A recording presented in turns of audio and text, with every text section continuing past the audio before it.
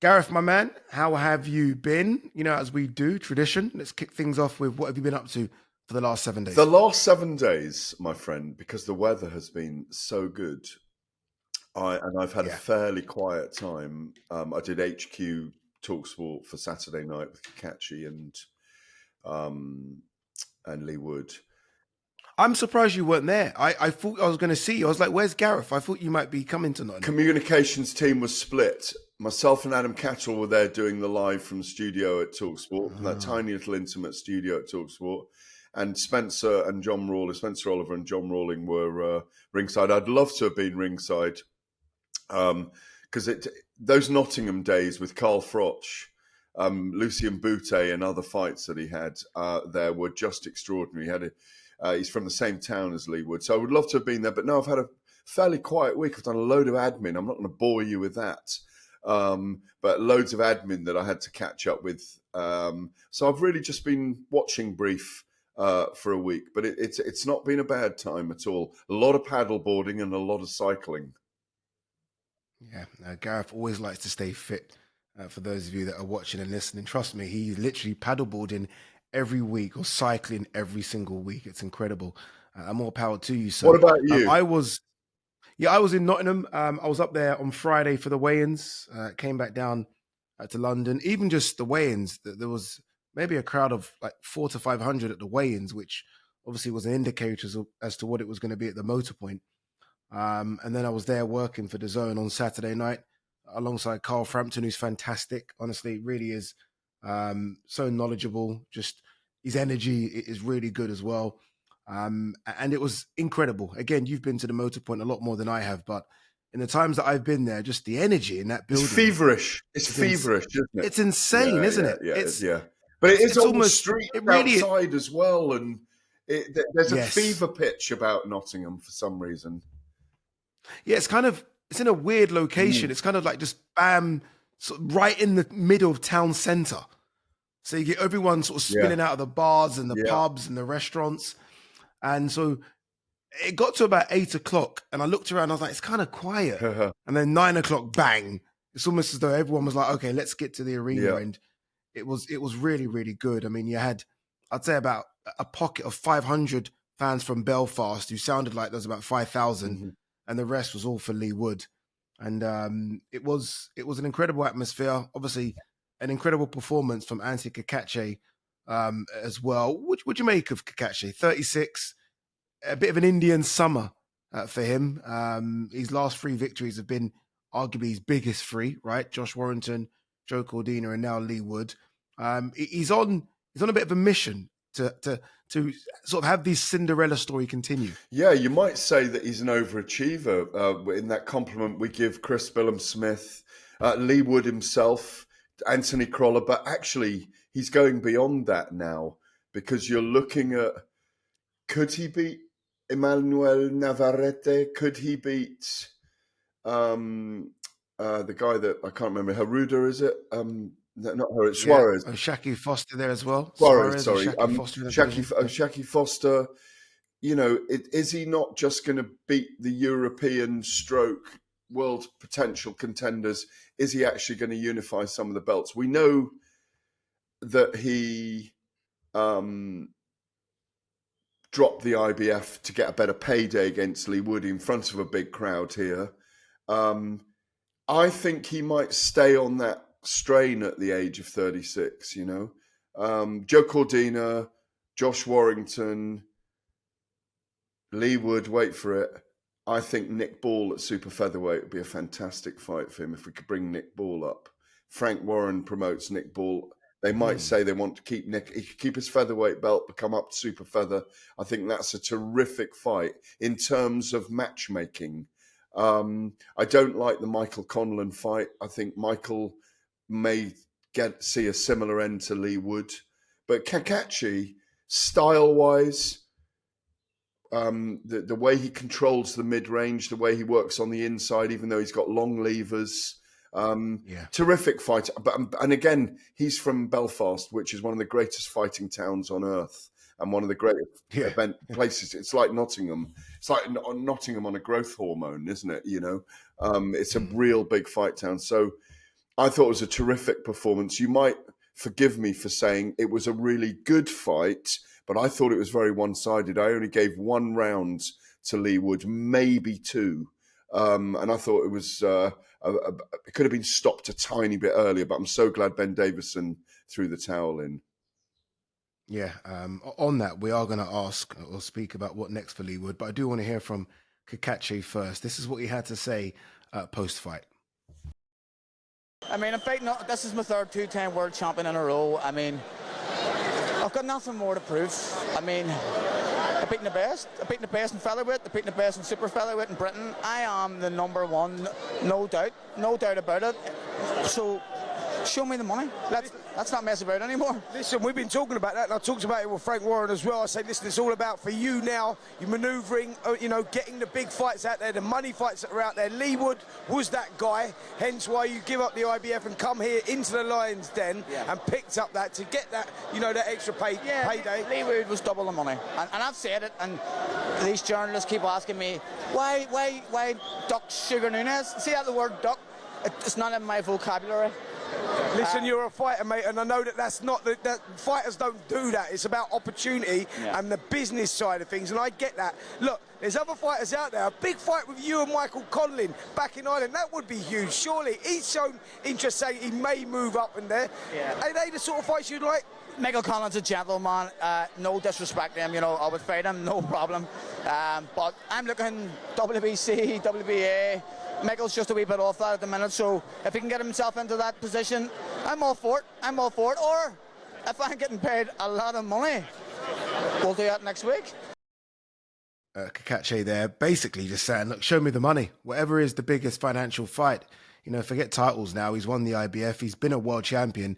At 36, I guess it's a case of making as much money now in a shorter time. He's probably only got a year and a half left. I think he knows that as well. And if he can squeeze in 2 or 3 really big paydays, he'll do it. The Nick Ball suggestion, I never thought of that. I have to be honest with you. But now all of a sudden, Nick Ball, although small in height, is quite broad. And he must struggle at feather. So that all of a sudden kind of piqued my interest. Nick Ball, a wrecker machine who isn't like Lee and Josh coming to the end. He's very much right banging the peak of his powers. That's an interesting fight. It's you could take it to Liverpool and get 10,000 there again, couldn't you? Oh, And it's going to deliver in terms of the fight. But with Cacace, if you put him in with the right, what you don't want to put him in with is a stylist, a will-o'-the-wisp fighter who's going to move in and out and pop shot him, fence him, and run all night, because it's just going to be. You know what it's going to be. You know what you're going to get with Anthony Cacace. He's got to that point where he's just incredible, really. And like you say, he's probably got 2 or 3 left. Because at some point he'll have gone to the cash register, because he does get hit as well, and that's why Leigh Wood was effective for some parts of the fight.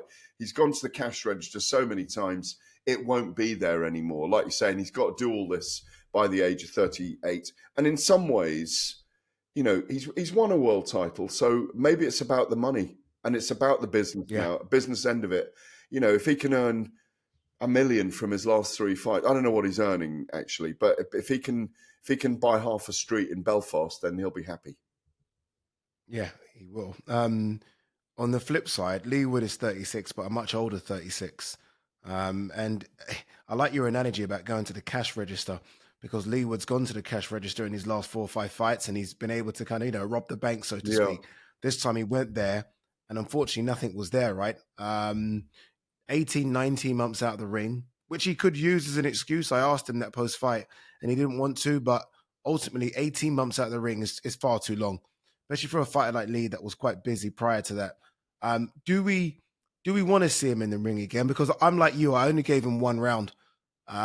So it was a good fight because of the energy, but if you just watch it from a fight standpoint, it was quite one-way traffic for Cacace. It was. I mean, it was competitive. I won't say it wasn't competitive, but Cacace was winning all the rounds. He was landing the bigger shots. It took 4 rounds for Leigh Wood to throw off the ring rust, in my view.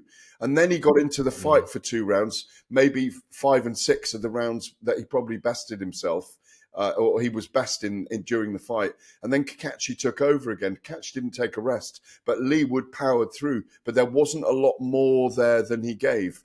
When I listened to Ben Davison in the week, and I know Ben very well, he was very philosophical about what they expected from Leigh, that he had to throw the dice. He had to make it the fight it was, which was a dogfight, because that was his best opportunities, because he's heavy-handed. He came up a weight division. He was out 18 months, as you say. So it's a very difficult series of things for him. I think they revealed afterwards he's had some kind of illness, which maybe is the gap in the door to have one more fight, which he could have in Nottingham, maybe against Josh Warrington again or something like that. But that's where I see as a swan song fight, something like Josh Warrington again. Yeah, but ultimately it's been a great career, an unexpected one as well. I think Nottingham were looking for the next man that Carl Froch would pass the baton to, and I don't think many picked Leigh Wood. And all of a sudden they kind of found their hero in Leigh, and now they're looking for the next man to pass the baton to. And I wonder if that next man could be Ezra Taylor. Very different when you think of what Carl Froch and Leigh Wood are. Ezra Taylor a bit more flashy, good-looking kid, isn't he? Very stylistically in the ring, very different. Big win for him against Troy Jones, a fellow unbeaten fighter. Could he be that guy? I know it's a very stacked light heavyweight division. He's probably just crept into the top 10. Could he be that guy? Well, he's definitely a homegrown hero. And as you say, he's a Nottingham guy. And I've worked broadcasts with him for Warren Boxing Management. The first time I met him, I just thought, what a great human being. He's very engaging. He engages with you. He understands things. He talks well. As you say, he's a big, tall, handsome man with a powerful right hand, which he wasn't able to detonate against the previously or hitherto unbeaten Troy Jones, who put up a very, very good fight. Showed that Ezra can be taken the distance. It was a big learning fight for him on Saturday night, for both men, actually, on Saturday night. But Ezra took over. I thought from about round 5-6, I thought he might get the stoppage. But he's got such a powerful physique, and he's so well conditioned, and he's clearly living the life. But he's 30, so he has to get a wriggle on, which is the one thing about him. I just think he's a terrific.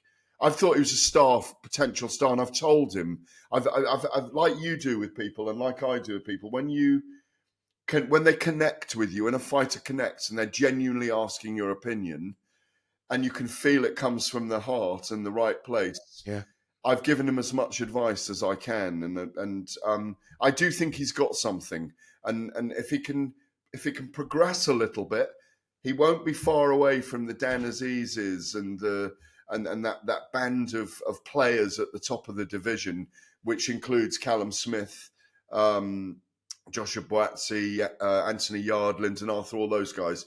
He's probably still 5-6 fights away. We need to see some progression, but I like the look of him. I don't know. How do you feel? Yeah, honestly, he's got that star quality. The age concerns me, but again, I think we've seen it in this era of boxing. If you look after yourself, you can go a bit longer.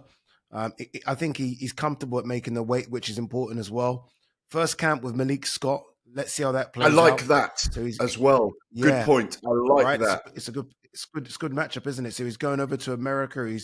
I spoke to him about that, and he's like, the sparring is so different stylistically. He's looking at different reads in America.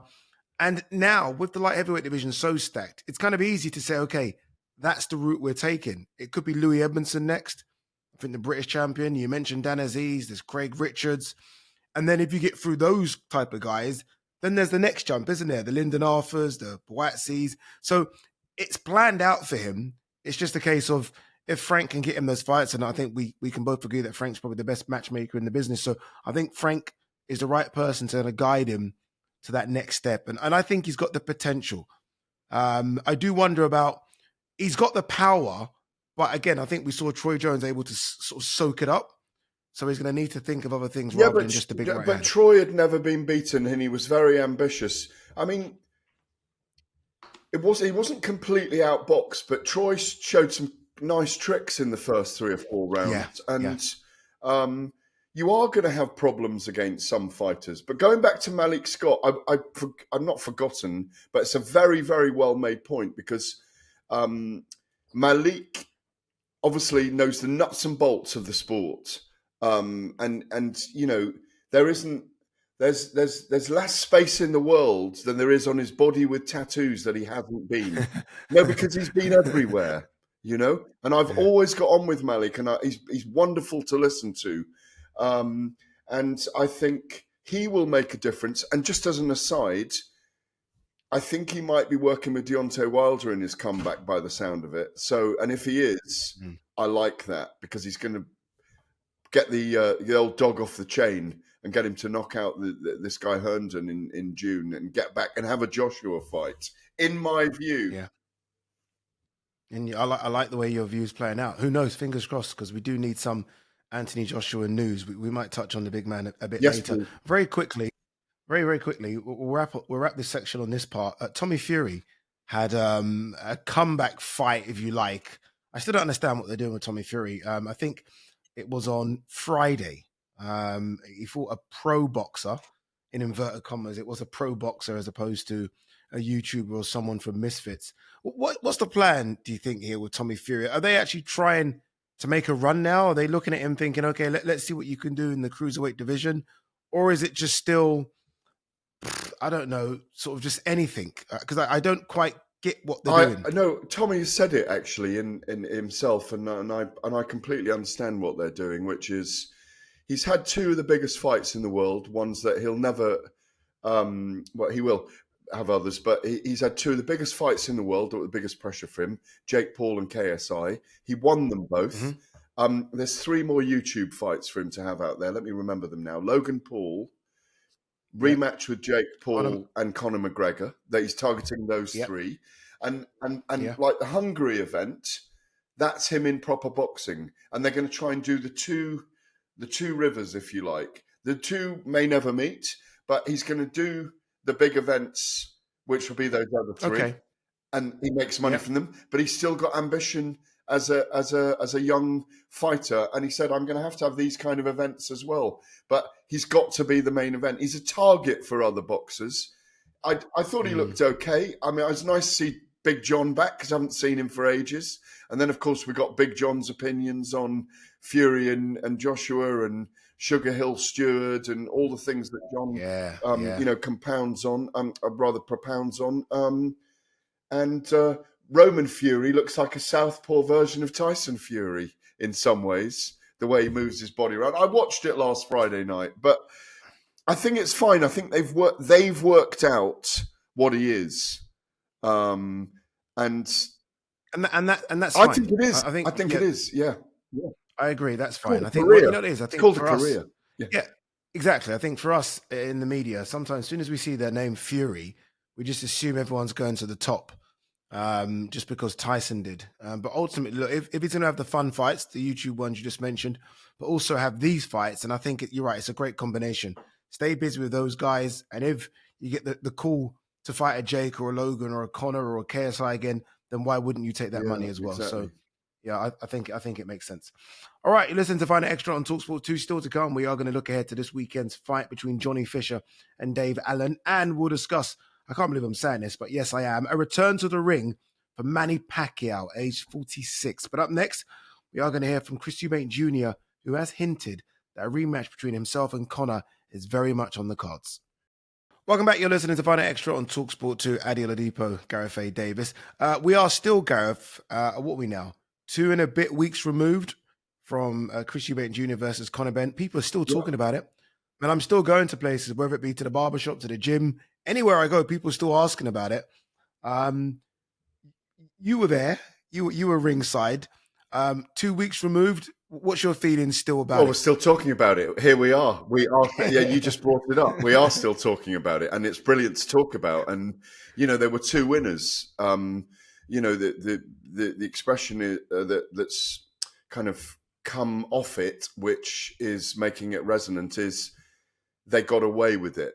Now, that is one of the nuances of this fight, and they got away with it because they managed to get Conor Benn up to middleweight, squeeze Chris Eubank enough at middleweight to make him not too much bigger than a stone and a bit heavier than Conor Benn. Because if they let it go AWOL, we'd have Amir Khan and Saul Canelo Alvarez all over again. When I think Saul was over 20 pounds heavier than Amir Khan. In fact, Floyd Mayweather was 16 pounds heavier than Juan Manuel. This has been brought up for a long time. Yes, Mayweather was brilliant against Juan Manuel Marquez, but he was 16 pounds heavier than him when they met, and a lot of people forget those kind of things. So that's the kind of downside of it, which is being discussed in the kind of diaspora of a rematch, which will happen because they'll earn 10 million each. I don't think they need to fight again, personally. I think it's a one and done. They both have grown enormously from it. As you say, we're still discussing it because it was so memorable. The fans made the event, the fathers made the event, and the protagonists themselves made the event. And the egg helped, even though I don't condone it.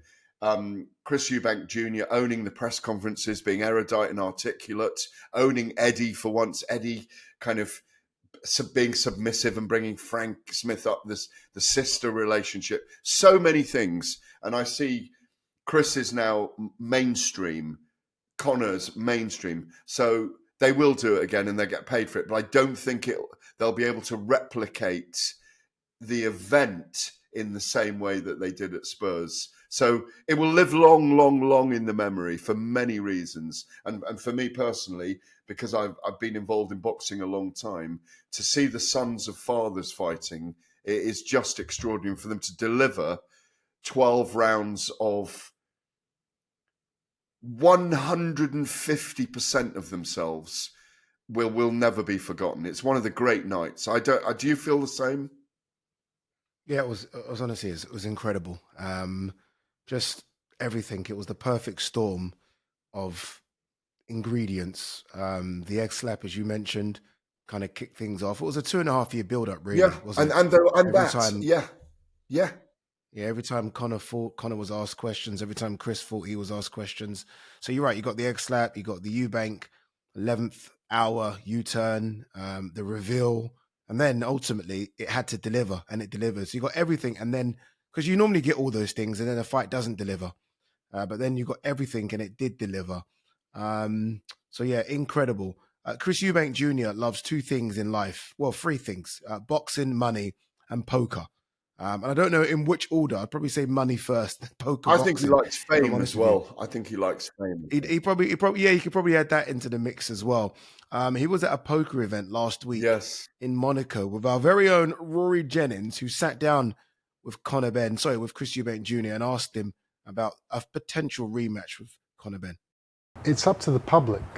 Huh. You know, if it's up to the public, it's happening, isn't it? Well, I guess what we do as prize fighters is we fight for the people. If the people want to see something, we provide. That's the job of a fighter. From what I'm hearing, people want to see a rematch. If that is the case, then I will do everything in my power to oblige. Chris basically saying, look, if the people want it, the people will get it.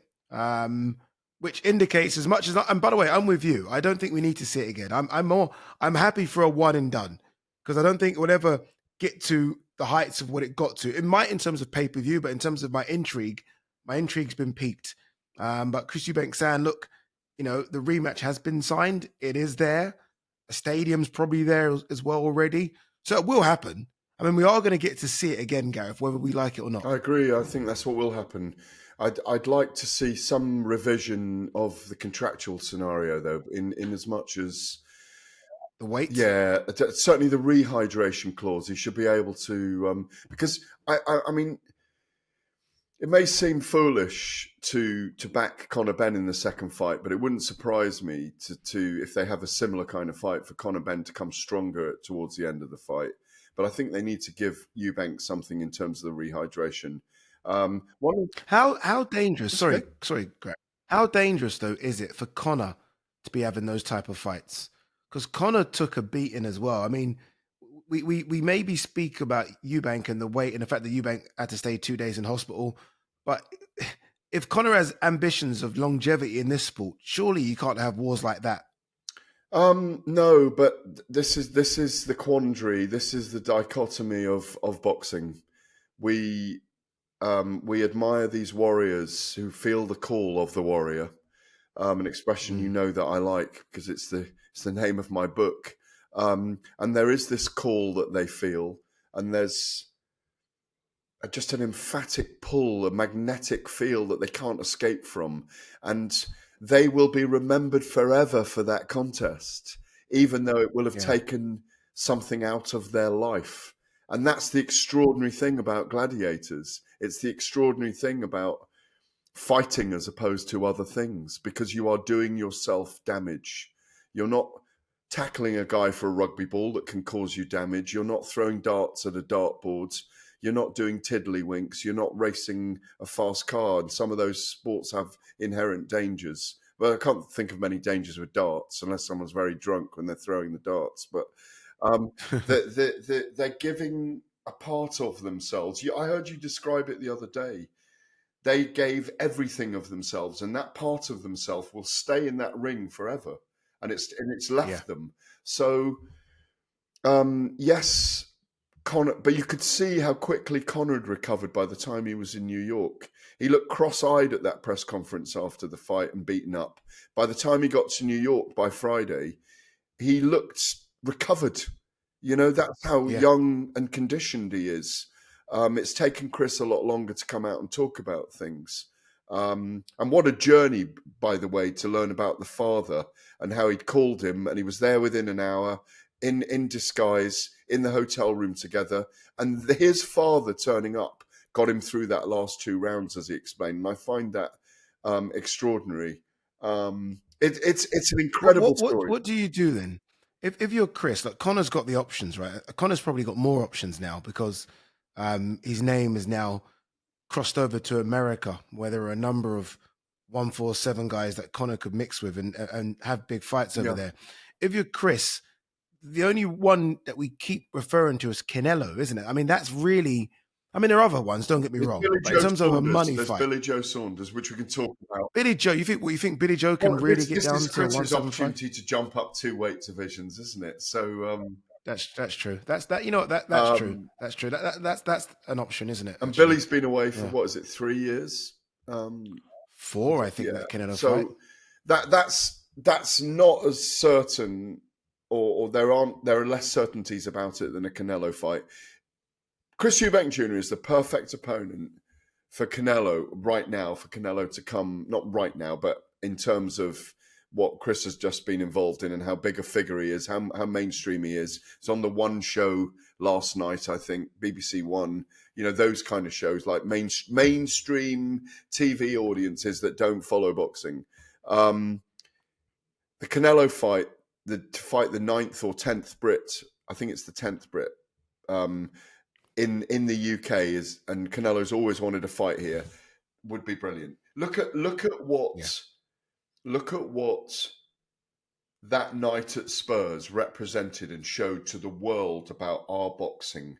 They put 2 figures together from a legendary background and a grudge fight lineage, and look what the UK produced. And if Turkey and the Saudi Arabians and the Ring magazine weren't pleased with that, that's as big an atmosphere as any of the heavyweights that we've seen in recent times as well, in my view. Yeah, that's the best advertisement for British boxing that you can think of, especially considering what came the week after. Exactly. Where the fight is under-delivered. Quickly on Conor Benn, the IBF have released their super welterweight rankings. Conor Benn, beyond logic for me, has entered it at number 5. Well, I'm so confused how this has happened. I can't think of apart from Virgil Ortiz is in the 154s, isn't he? They're not putting him in, Conor Benn in with Virgil Ortiz anytime soon. Oh no, there are killers in there. There's Madrimov there, as well. Boychuk's there, Fundura's there, Xander Zayas is there, Erickson Lubin is there. It's literally shark-infested waters. He's not going there. in the He's not going 154-pound division. But they might have put him there to indicate that that's the weight he's going to hang around at because... But how does he even get a top 5 ranking? Oh, I don't know. It's all beyond me. How is Justice Hooney the #1 challenger in the WBO heavyweight division, you know? And obviously he's fighting Fabio Wardley, but at Portman Road on the 6th of June, is it? But how is he #1 with 10 fights and 7 KOs? I mean, how is Lawrence Okoli #5? And I'm not disrespecting them. I think Justice is 1 and Fabio's 3, but it does make a mockery of things at times. You know, how is... I know we're going to come to it. How is Manny... Well, I'll save it. You know. Yeah, because that one that you're going to say is worse than anyone in recent memory. That one. When a fight works commercially, those guys then things get can happen. The slot. I mean, there isn't rhyme or reason for it, other than he's done very well against and survived and pushed a middleweight to his limits. And a world level middleweight is what Chris Eubank is as well. So, do you think Conor does come back to 147? Yeah, but he's got to stay at one. He can't yo-yo, so he's going to have to do. Yeah. He's going to have to live the life now and fight at 160. And I imagine they'll do it outdoors again. Maybe they'll go back to Spurs. Yeah, October. I'm guessing they could do it late September, October. The weather's still decent. And then he can come back down. And it's going to be 154, or it's going to be 10 stone, 747 pounds. I think he'd be better off at 147, but he'll be 29 by then. He'll be 29, and he would not have fought at 147 for 3 years. And he'll have 15 million in the bank, and it will change your appetite to make that weight cut. Yeah, and all of the things thereof that go with it. Yeah. All right, you're listening to Fight Extra on talkSPORT 2. Up next, we're going to look ahead to this weekend's action and talk a return to the ring for the great Manny Pacquiao. Welcome back. You're listening to Fight Extra on talkSPORT 2. Adi Oladipo, the great Gareth Davies. All right, this week from the Copper Bosch, as it's been nicknamed, otherwise known as the Copper Box, Johnny Fisher takes on Dave Allen again. Interesting matchup, this one. Bear in mind what happened the first time round where Johnny Fisher nicked it, I think it's fair to say. A lot of people, including myself and I believe Gareth as well, had Dave Allen winning that fight by maybe a round or two. They go again. What are you expecting again from this one? Well, I'm looking forward to... Obviously, I'm persona non grata with the Fisher family. Yes, for you are. Saying that the judging was appalling. And it was appalling. I've never criticised their son once. I said he stayed in the fight. He stayed in it to win it. And he showed his dogged heart and spirit. I don't think he won. I think Dave Allen won clearly by a round. People have tried to say that, that I was attacking Johnny Fisher. I just didn't agree with the judging at the time. We were doing the live broadcast, so it was obviously out there. There've been a few back and forths with John Fisher banning me from Romford. But so I have to bypass Romford on the way to the Copper Bosch. Well, are you coming to the Copper Box on Saturday? No, I'm coming to the press conference on Wednesday. I'll be there for you. I'll be there to protect you. I'll be giving my own scrum to the videographers at some point. It's very odd. I mean, but I do get it. It's the emotion of a parent watching their son in a 10-round war, basically. Excuse me for swearing, because it was an absolute war. Yeah, thank you for giving our producer extra work there. For a bleep war. Bleep war. And it was. Johnny Fisher will have learnt a lot from it. He's been much more serious and prudent in the build-up. He's taking it very seriously, needs to. It was his wake-up call. And there's an element of he probably felt he was going to roll up and knock Dave Allen over last time, and that didn't happen. He was too experienced, over 30 fights as a heavyweight pro, and some very, very good opposition, world-level opposition he's been in against. And Dave Allen is weird physically because he's so squat. He's built because he's a small rhino. When you see him, he doesn't look that big, but when you go up to him, you realise how big he is. Yeah, when he stands up, You think, oh my God, you actually are a big He's guy. a big guy. Yeah. Yeah, big legs, really big back. But you're right. When you look at him from afar, he doesn't look too big. He's the size of a big front row forward in international rugby, like a big Boer, like a big South African, or a big he's that kind of size, or a big Aussie farmer. He's that type, and he's so charming. By the way, he's completely off the wall and so charming. But Johnny Fisher's taking him seriously this time. And in answer to your question, I'm just shading it towards Johnny Fisher this time because I think he'll be more cautious in the fight. He'll get behind his jab more, and I think Dave Allen's probably getting paid double what he's paid to fight in Riyadh in December, and I think Johnny Fisher will just do it in a close fight again. Yeah, I wonder if that was Dave Allen's night. You know, sometimes you get that night. I wonder if that night in Riyadh was his night, and whether or not, like, I think we all know the talent Dave has. I just wonder about the motivation sometimes with Dave. Is he going to come in shape? Is he ready for it? And I just wonder if everything aligned for him to get the victory in Riyadh. It didn't quite work out. Johnny's learnt his lessons. He's got fitter. He realizes he can't just bowl over everyone with one punch. Exactly. Because his last fight prior to that, remember, it was Babbage in like 30 seconds. And he's probably thinking, I've got the power to really just knock everyone out. And in the heavyweight division, people can eat those punches. So I'm with you. I think Johnny gets it done. It'll be close again. Yeah. I think Johnny gets it done in front of his fans. The atmosphere is going to be incredible there. What is it, 7,000-8,000 in the Copper Box? And it'll be full as well. So he'll be less reckless this time. We might see moments of action, but I think it may not be guns blazing, like everything. Yeah, but he'll still go out there and try and deliver. It's almost like a British. It's like a British title fight, isn't it? But between other than the controversy in the first fight, it wouldn't be such a big event, by the way, as well. So even though they're not happy about the controversy, the Fishers, it's what's made this fight. Let's be clear about it. So I've actually helped the promotion.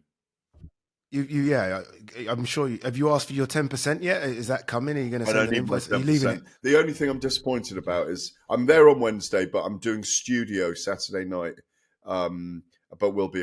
Come on! Hopefully that changes, and I'm able to put that talkSPORT microphone near Johnny at the end of the fight.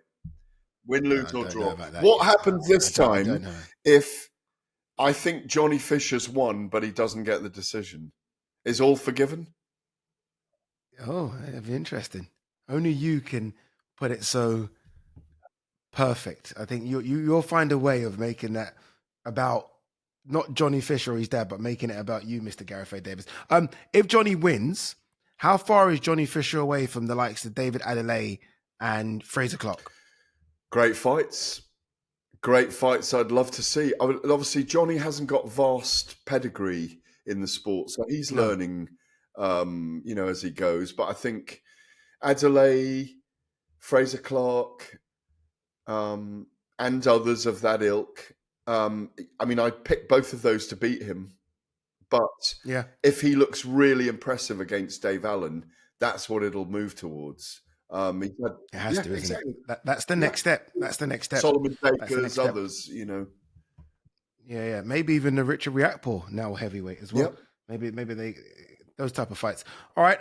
Elsewhere, the big news, and he's been teasing a comeback for the last couple of years, and I am talking about the great Manny Pacquiao, 8-weight world champion, who's decided time is now to come back. He's 46.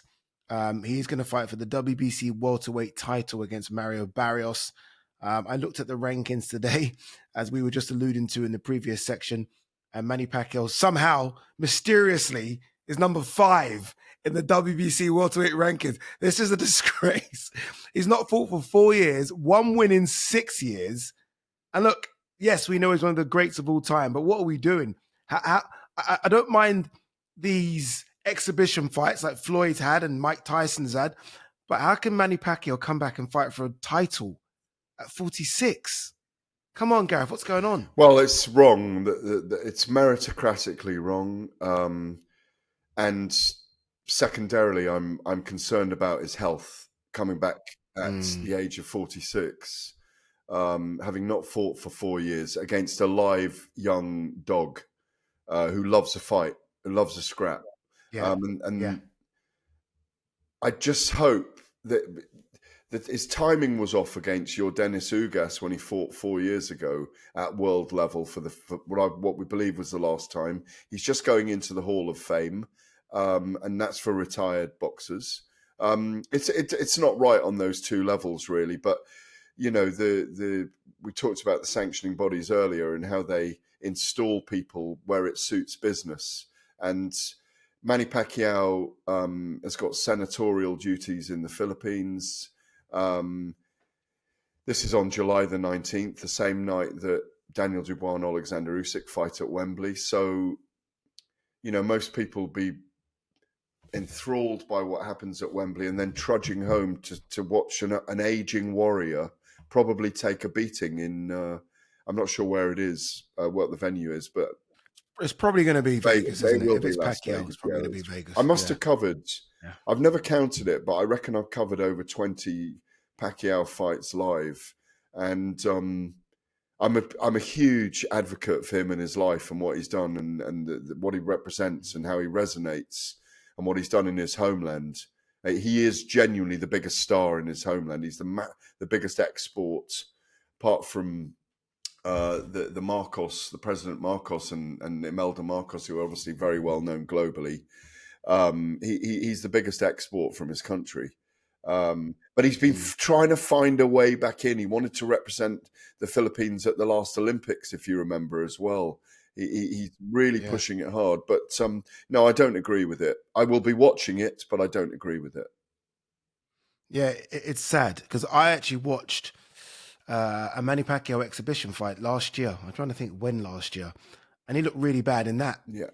And I remember thinking, wow, if it's clearly not there just for exhibition fights. You know, like Mayweather still has got it when it comes to exhibition fights. Manny Pacquiao doesn't have it for that, let alone a real fight. But look, I get it. Like boxers wanting to come back as a story that is as old as you and I combined, right?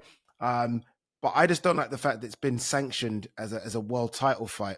And like, I get everyone wants to eat a bit of the Manny Pacquiao pie, but I think it's pretty sad. And look, he's obviously spent a lot of money trying to become president of the Philippines, and that's where a lot of the money's gone. So I'm guessing it is, as most boxers, a thing of wanting to come back and make some money and then maybe go for that presidency seat again. But it is sad. And I hope he just doesn't get hurt. I really hope that, because Barrios is a warrior. Barrios is, he's not a slickster. He actually someone that wants to hurt you. So I hope that come the end of July 19th, we're not all saying, look at this nonsense that's been caused by Pacquiao and the WBC and whoever is promoting this fight. But look, it's going to happen. And again, it's when there's no world governing body and there's no rules around these things, people bend the rules. So, and that's what. But how's he even going to get a license? Oh, he'll get a license. This is the thing.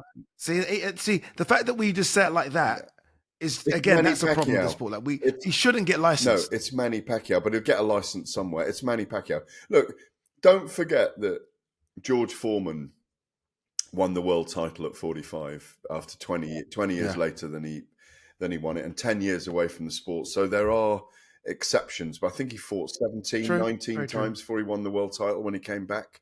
So it's not like he didn't have a career, but it's just what we've come to. They know people will rubberneck for this, and you know I don't look lightly on it in any way, and I don't agree with what Mauricio Suleiman's doing here, and I can't agree with it. We can't reasonably agree with this decision.